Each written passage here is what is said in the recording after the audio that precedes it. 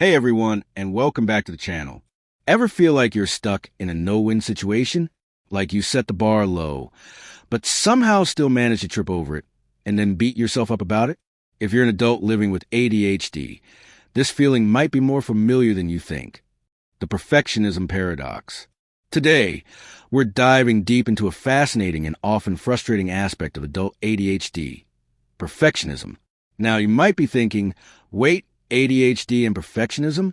Aren't those opposites? And that's where it gets interesting. While it might seem counterintuitive, perfectionistic thoughts are actually quite common for adults with ADHD. But it's not always the striving for flawlessness kind of perfectionism you might imagine. Perfectionism as avoidance. For many with ADHD, perfectionism can act as a sneaky form of avoidance. That voice in your head saying, "It's not quite right yet," or "I'm not in the mood to do it perfectly," can actually be a way to delay or completely avoid tasks that feel overwhelming or difficult due to ADHD symptoms like focus challenges or executive dysfunction. It's like waiting for the perfect conditions that never quite arrive. The science behind it. And this isn't just anecdotal. Recent research has shed light on this connection. One study looked at the relationship between adult ADHD, something called experiential avoidance, which is basically trying to avoid uncomfortable feelings, and perfectionism. The findings were really insightful.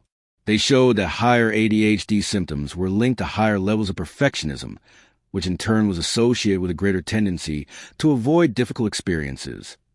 The low standards yet disappointed phenomenon. But here's the real kicker, and this is something that really resonates with many adults with ADHD. The study also found that even when individuals with higher ADHD symptoms set lower standards for themselves, for things like the quality of their work or how they manage tasks, they still experience high levels of negative self-judgment when they didn't meet even those lowered expectations. The researchers even titled their article, "Low Standards Yet Disappointed." Think about that for a moment. You expect less of yourself, but when you still fall short, often due to the very nature of ADHD, you're incredibly hard on yourself. It's a frustrating and exhausting cycle of internalized double standards. Why this happens? Why does this happen? Well, it's likely a complex interplay of factors. Perhaps it's a lifetime of feeling like you're not measuring up, leading to a preemptive lowering of expectations.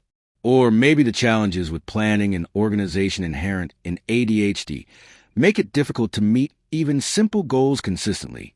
Whatever the reason, this harsh self-judgment can be incredibly damaging to self-esteem and motivation. Breaking the cycle. What can you do?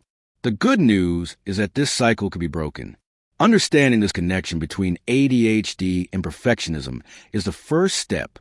Many treatments for adult ADHD, especially psychosocial therapies like cognitive behavioral therapy, CBT, specifically address these internalized double standards.